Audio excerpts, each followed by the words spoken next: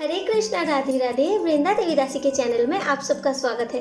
आज हम लड्डू गोपाल जी का और एक बहुत ही सुंदर सा लीला लेकर आ गए हैं। जब एक छोटी सी बच्ची अपने भाई अपने लड्डू गोपाल जी के लिए इतना रोने लगी कि वो सोच से भी बाहर है। आप भी सुनकर चौंक जाएंगे। एक छोटी सी बच्ची कैसे अपने लड्डू गोपाल जी के लिए इतना रो पड़ी और अंत तक उसके पापा जाकर लेकर आए लड्डू गोपाल जी को, जो कि सच्ची में एक बहुत ज़्यादा ही चौंकाने वाला घटना था। तो चलिए शुरू करते हैं आज का लीला। उससे पहले आप सब लोग गिरीशोना को थोड़ा राधे राधे बोल दीजिए, नहीं तो फिर आप सबके प्यारे गिरीशोना भी तो नाराज़ हो जाएंगे ना। इससे अच्छा है कि आप थोड़ा ऐसे राधे राधे बोल दीजिए और सुनते रहें आज का लीला कथा। चलिए शुरू करते हैं। Let's start. हमारा वीडियो देखने से पहले आप हमारे चैनल को सब्सक्राइब जरूर कीजिए और उसके पास जो बेल आइकन है उसे भी क्लिक कीजिए हमारा नेक्स्ट वीडियो देखने के लिए और हमारे साथ जुड़े रहने के लिए। आज के इस घटना को जिन्होंने हमारे साथ शेयर किया है वो है प्रदीप्ता, जो कि बहुत ही छोटी है। प्रदीप्ता के घर पे लड्डू गोपाल जी आए हैं आज से 2 साल पहले, लेकिन प्रदीप्ता बहुत छोटी होने के कारण उसे लड्डू गोपाल जी का उतना सेवा पहले पता नहीं था, क्योंकि उसके बाद तब स्मार्टफोन भी नहीं था। इसीलिए उसने लड्डू गोपाल जी का सेवा उतना नहीं जानती थी। बस लड्डू गोपाल जी हर दूसरे भगवान के तरह ही उनके सिंहासन में स्थापित थे। जैसे दूसरे भगवान जी को सेवा किया जाता था, हर रोज भोग लगाया जाता था, वैसे ही वो लोग ठाकुर जी का सेवा पूजा करते थे। लेकिन लड्डू गोपाल जी को शयन में देना पड़ता है, उन्हें नहलाना पड़ता है, हर रोज उनका श्रृंगार करना पड़ता है। ये सब प्रदीप्ता को पता नहीं था। लेकिन प्रदीप्ता ने हमसे कहा, जब हमने आपका वीडियो यूट्यूब में देखा तो हमें पता चला लड्डू गोपाल जी का सेवा कैसे किया जाता है, और तभी से हम लड्डू गोपाल जी का ऐसे सेवा करने लगे। प्रदीप्ता, आपको बहुत बहुत धन्यवाद कि आपने हमें इतना प्यार दिया। ऐसे ही हमें प्यार देते रहें। उसके बाद प्रदीप्ता ने सीख लिया लड्डू गोपाल जी का सेवा ऐसे करना पड़ता है, और उसने अपने घर पे सबको ये बात बताया कि मम्मा, लड्डू गोपाल जी एक बच्चे के रूप में हमारे घर पे आते हैं।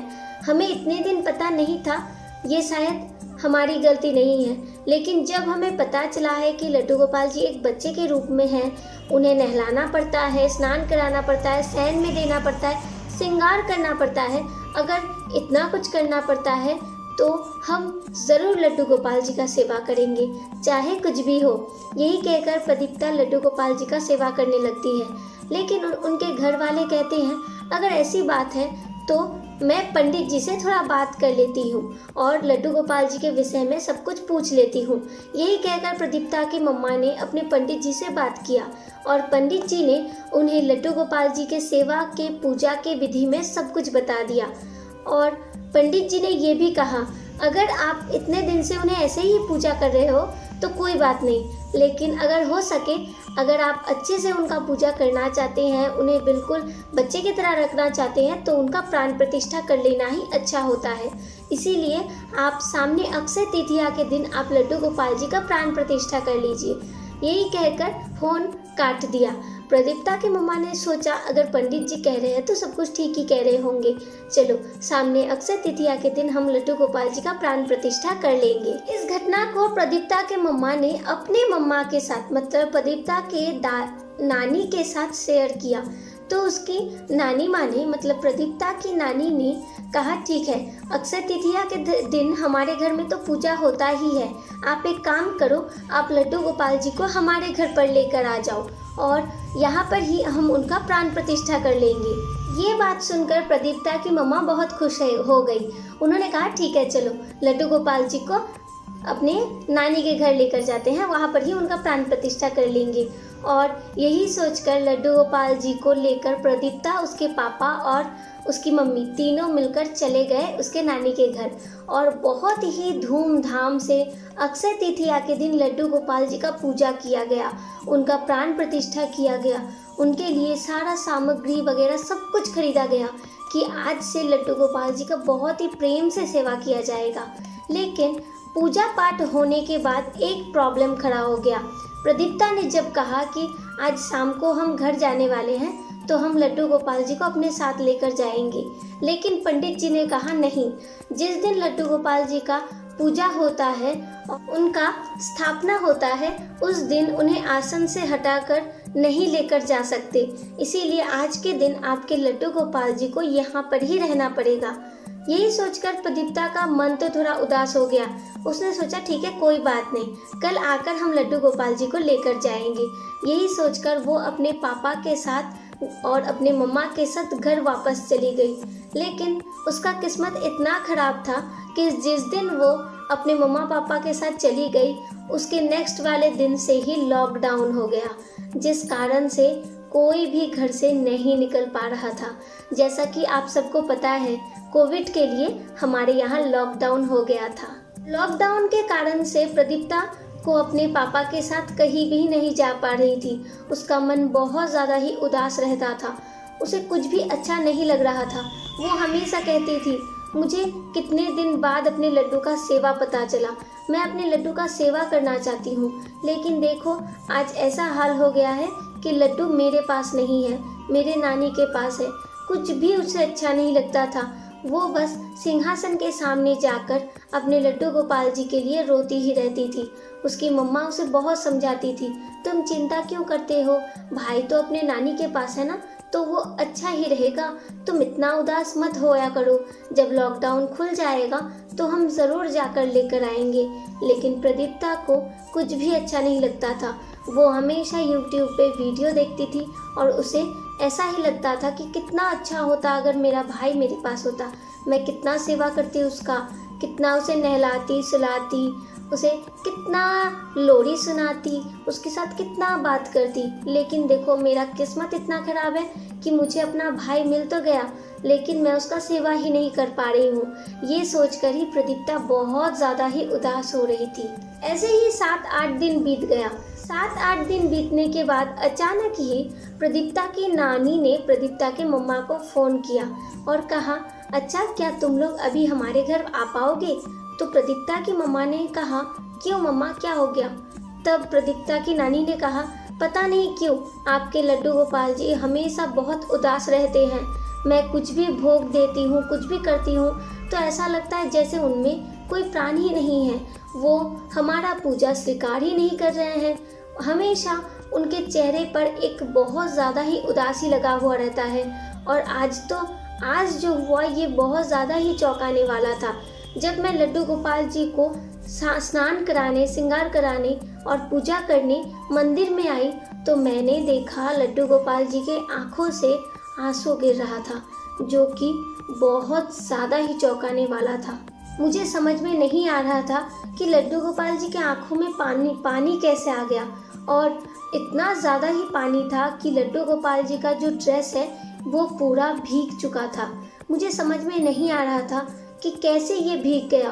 देखो बेटा, मुझे लगता है आपके लड्डू गोपाल जी बहुत ज़्यादा उदास है। आप एक काम करो, अभी आओ और लड्डू गोपाल जी को वापस लेकर जाओ। तब प्रदीप्ता जी के मम्मा ने कहा, हाँ मम्मा, शायद लड्डू गोपाल जी उदास है, क्योंकि प्रदीप्ता भी बहुत ज़्यादा उदास है। अच्छे से खा भी नहीं रही है, कुछ भी नहीं कर रही है, बस हमेशा कहती रहती है, कब आएगा मेरा भाई, कब आएगा मेरा भाई। शायद यही सोचकर लड्डू गोपाल जी भी बहुत ज़्यादा उदास हो रहे हैं। इससे अच्छा तो यही है कि मैं जाकर लेकर आऊँगी लड्डू गोपाल जी को। प्रदीप्ता के पापा घर आते ही प्रदीप्ता के मम्मा ने सारा सब कुछ खोलकर प्रदीप्ता के पापा को बताया। उनके पापा ने जब ये सब बात सुना तो उन्होंने कहा, ठीक है, आप चिंता मत करो, आज शाम को ही जैसे भी हो, लॉकडाउन हो, जो भी हो, हम अपने लड्डू गोपाल जी को, अपने बच्चे को घर पर वापस लेकर आएंगे। और ये बात कहकर शाम को पापा चले गए लड्डू गोपाल जी को लाकर। और लड्डू गोपाल जी को जब प्रदीप्ता ने देखा तो उसका खुशी का कोई सीमा ही नहीं था। गोपाल जी को गोदी में लेकर वो बहुत ज़्यादा प्यार करने लगी। लेकिन उसके बाद उसके पापा ने जो कहा वो सुनकर वो बहुत ज़्यादा ही चौंक गए थे। उन्होंने कहा, जब लड्डू गोपाल जी को मैंने देखा और मैंने कहा, चलो बेटा, मैं आपको लेने आया हूँ और आपको हमारे साथ जाना पड़ेगा, ये बात सुनते ही पता नहीं कैसे ही लड्डू गोपाल जी के चेहरे में एक चमक सा मुझे दिखाई दिया। जैसे कि वो मेरे साथ जाने के लिए तैयार ही थे और वो बहुत ज़्यादा ही खुश थे। ऐसे लग रहा था वो इतने ज़ोर ज़ोर से हंस रहे हैं कि उनकी हंसी का आवाज़ मेरे कान तक पहुंच रहा था। और इतना खुश देखकर मैं और उनसे दूर नहीं रह पाया और बहुत जल्दी जल्दी, बस तेरे लिए बेटा, उन्होंने प्रदीप्ता से कहा, बस तेरे लिए ही बेटा मैं तेरे भाई को लेकर आ गया और देख वो कितना ज़्यादा खुश है तुझे पाकर। लेकिन प्रदीप्ता ने हमसे कहा, जब मैंने भाई को देखा तो मुझे बहुत ज़्यादा ही दुख हो रहा था, क्योंकि मैंने देखा जब मैंने भाई को अपने हाथों में उठाया तो देखा कि वो बिल्कुल हल्का सा हो गया है, जैसे बहुत दिनों से उसने कुछ खाया नहीं है। उसका तबीयत बहुत ज़्यादा ही ख़राब है, एकदम काला सा पड़ गया है और बहुत ज़्यादा ही हल्का सा हो गया है। मैंने उससे कहा, क्या हुआ भाई, क्या तुम्हें वहाँ अच्छा नहीं लग रहा था? तुम कितने दुबले पतले से हो गए हो, बिल्कुल अच्छे नहीं लग रहे हो। तुम चिंता मत करो, यहाँ बैठो, आज से मैं तुम्हारा सेवा करूँगी और हम दोनों जो भी खाएंगे एक साथ खाएंगे और बहुत मज़ा करेंगे। एक बात हमेशा याद रखिएगा, जैसे भक्त अपने भगवान के लिए रोते हैं, वैसे ही भगवान भी कभी भी अपने भक्त से दूर नहीं रह पाते, वो भी हमेशा अपने भक्त के लिए रोते हैं। इसके बाद और क्या था, प्रदीप्ता का जीवन बहुत ही सुखी से ही चल रहा था। अब प्रदीप्ता बहुत बड़ी हो चुकी है और उसे लड्डू गोपाल जी का पूरा सेवा पूजा सब कुछ आता है। अब आप सब बताइए, प्रदीप्ता के जीवन में लड्डू गोपाल जी का ये लीला आप सबको कैसा लगा? अगर अच्छा लगा हो, दिल को स्पर्श किया है, तो प्लीज़ वीडियो को ज़्यादा से ज़्यादा शेयर कर दीजिए, ताकि हर कोई प्रदीप्ता के जीवन का और लड्डू गोपाल जी का ये प्यारा प्यारा लीला श्रवण कर पाए, सुन पाए। और अगर आपके जीवन में भी घटित है कुछ ऐसा लीला जो आप हमारे साथ शेयर करना चाहते हैं, तो प्लीज़ हमें कमेंट में ज़रूर बताइएगा, हम अपना व्हाट्सएप नंबर आपको दे देंगे। और अगर आप हमारे चैनल में नए हैं तो प्लीज़ हमारे चैनल को सब्सक्राइब कर दीजिए, बेल आइकन को भी प्रेस कर दीजिए, ऐसा ही हर रोज़ नया नया लीला कथा सुनने के लिए। और जाते जाते हमारे गिरीश होना को थोड़ा राधे राधे बोल दीजिए, ताकि हमारे गिरीश होना भी खुश हो जाए। और आज का लीला कैसा लगा ये भी हमें कमेंट में ज़रूर बताइएगा। मिलते हैं नेक्स्ट वीडियो में, ऐसे ही अपने गोपू के साथ, अपने फैमिली के साथ हमेशा हंसते रहे, बहुत बहुत बहुत खुश रहे। Hare Krishna, Radhe Radhe, thank you for watching.